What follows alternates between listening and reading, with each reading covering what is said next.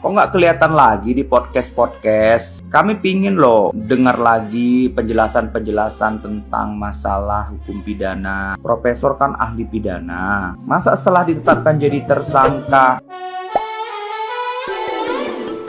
Hola netizen yang tercinta, Universitas Gadjah Mada atau UGM menyampaikan gelar guru besar yang disandang Edy Yarej yang ditetapkan sebagai tersangka suap belum akan dicabut. UGM buka suara setelah Wamenkumham Edward Omar Syarif Yarej atau Prof. Edy ditetapkan sebagai tersangka suap dan gratifikasi oleh KPK. Seperti diketahui, Prof. Edy adalah guru besar hukum pidana UGM yang dikukuhkan pada tahun 2010. Gelar guru besar yang disandang Prof. Edy pun belum akan dicabut sebab pencabutan gelar profesi dilakukan dengan ukuran-ukuran tertentu. UGM juga tidak bersikap reaksioner karena penanganan kasus harus lebih presisi dan berdasarkan data. Nah, gimana nih menurut netizen yang maha benar? Silahkan berkomentar ya.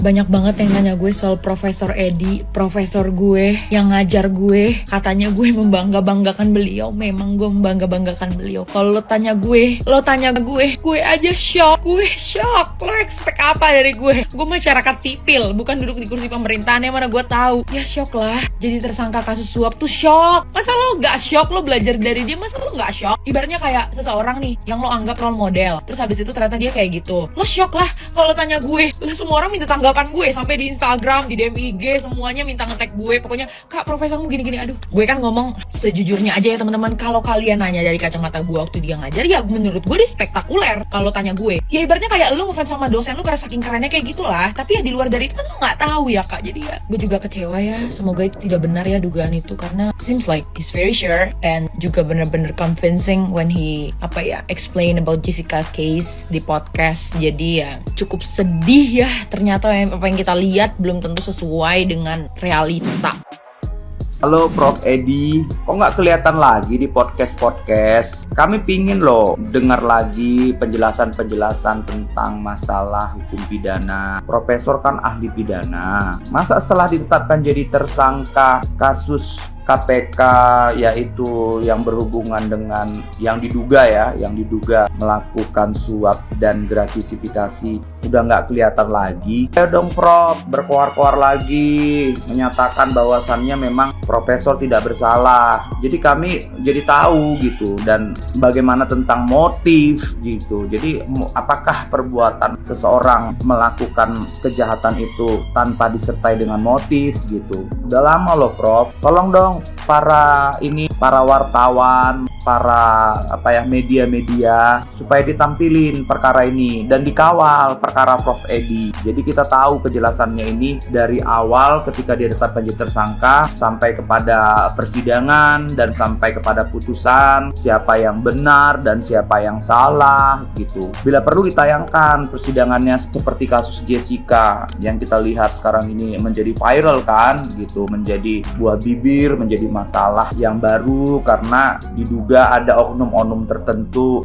melakukan kriminalisasi terhadap Jessica. Kita kawal terus yuk perkara Prof. Edy ini biar kita tahu ya kan. Masyarakat kan pengen tahu nih ya kan bagaimana perkara ini. Jangan sampai loh perkara ini ditutup-tutupin. Jangan sampai nggak tahu kita tiba-tiba semisalnya Prof. Edy tanpa kita ketahui, tanpa adanya proses hukum yang secara transparan, misalnya dia dibebaskan atau bagaimana gitu ya.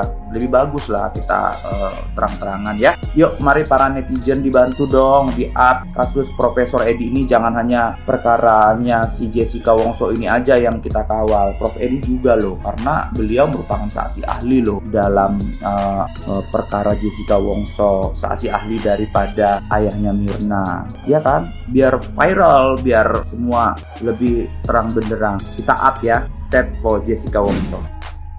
Well. Dari kemarin berusaha untuk meredam, tapi kayaknya finally aku akan berkomentar juga ya terkait hal ini gitu. Jadi berdasarkan dari sudut pandangku gitu ya, selama kemarin aku mengikuti beberapa podcast dan beberapa video Prof. Edy yang viral ya di media sosial kaitannya dengan kasus kopi cyanida Jessica Wongso. Sebenarnya kalau kita kaitkan antara satu podcast dengan dengan podcast lain gitu ya, itu ada beberapa kejanggalan dalam pernyataan beliau gitu ya. Kalau ditinjau dari seorang ahli bahasa sepertiku yang belajar tentang forensik dalam tata bahasa dan juga bahasa-bahasa dalam hukum gitu ya, ini ada beberapa hal yang patut kita waspadai atau curigai gitu. Karena yang pertama, Prof. Edi di beberapa podcast mengatakan lah itu 0,2 itu tetap sianida loh. Nah, satu. Terus yang kedua adalah Prof. Edi di podcastnya yang lain, yang diskursus ya, itu bilang bahwasannya ya selama tidak ada otopsi maka automatically tidak ada kasus alias no case. Nah ini kan bertentangan gitu ya. Berarti kalau misalkan memang kemarin tidak ada otopsi, jelas maka kasus dari Jessica Wongso dengan Mirna itu diputuskan tidak ada, alias ya Jessica harusnya bebas gitu. Nah ternyata momennya ini tepat banget setelah kasus itu mencuat, ya kan, kembali viral, dibahas di mana-mana. Ternyata tersandunglah Prof. Edi ini dalam kasus gratifikasi, dalam kasus suap istilahnya. Nah, ini akhirnya jadi menarik nih wacana yang beredar nih ya. Dari kasus kopi sianida sekarang merebak ke kasus korupsi yang finally juga akhirnya memunculkan tanda tanya dari masyarakat Indonesia, netizen ini gitu ya. Tanda tanyanya adalah berarti apakah mungkin dulunya itu ada kasus suap juga ketika proses hukum dari kopi sianida itu terjadi? Nah, ini adalah tanda tanyanya nih ya. Banyak banget nih spekulasi-spekulasi dari masyarakat, netizen kita gitu ya. Nah, tapi terlepas dari apapun itulah, apapun wacana-wacana, diskursus yang beredar di masyarakat terkait dengan kopi sianida kemarin, terus kemudian terkait dengan Prof. Edi yang sekarang tersandung kasus lain juga gitu ya, terkait dengan korupsi gitu. Pelajarannya adalah semuanya gitu ya, wacana-wacana yang ada di dunia ini gitu ya, kita tidak harus bisa langsung telan mentah-mentah. Kita harus bisa bersikap cerdas, kita harus bisa bersikap dewasa, kita harus bersikap kritis, dan kita harus bisa mengolah berbagai macam informasi yang masuk agar kita bisa menyaring, oh ini yang benar, ini yang enggak gitu ya. Karena meskipun itu adalah pandangan dari seorang ahli, tapi ahli juga bisa salah loh, karena ahli itu adalah manusia juga. Oke, kalau menurut pendapat kamu gimana? Jangan lupa tulis di kolom komentar ya.